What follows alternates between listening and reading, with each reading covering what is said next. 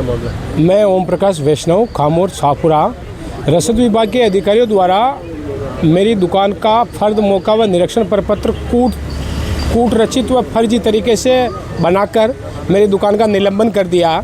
29/10 को इन्होंने मेरी दुकान की जांच की। जांच दौरान इन्हें कोई किसी प्रकार की अनियमितता नहीं पाई गई और वहाँ फर्द मौका और जांच निरीक्षण प्रपत्र वहाँ बनाया गया, जिस पे मैंने और मेरे वहाँ के मौजूद 2 गवाहों ने हस्ताक्षर किए। फर्द मौका वहाँ 2 पेज में था और जांच पूरी तरीके से जांच सफल रही और जांच में मैंने पूरा सहयोग किया। जांच के बाद ये लोग ऑफिस आ गए। ऑफिस आकर डीएसओ के दबाव में या अन्य किसी राजनेता के या किसी अधिकारी के दबाव में इन लोगों ने मेरा फर्द मौका व निरीक्षण प्रपत्र चेंज कर उसमें मेरे ऊपर गंभीर आरोप लगाते हुए मेरी दुकान का निलंबन कर दिया।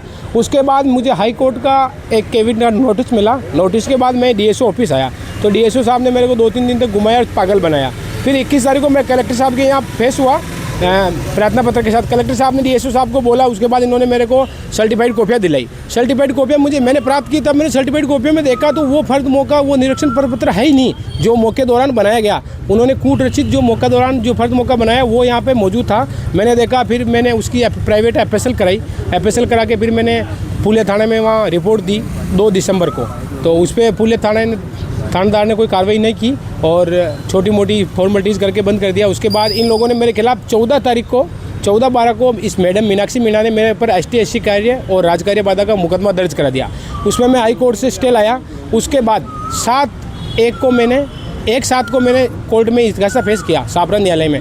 वहाँ बड़ी लंबी न्यायिक लड़ाई के बाद मेरे को FIR का ऑर्डर मिला। कल फुले थाना को ऑर्डर किया न्यायालय ने भी इनके खिलाफ FIR दर्ज कर और कानूनी कार्रवाई की जाए।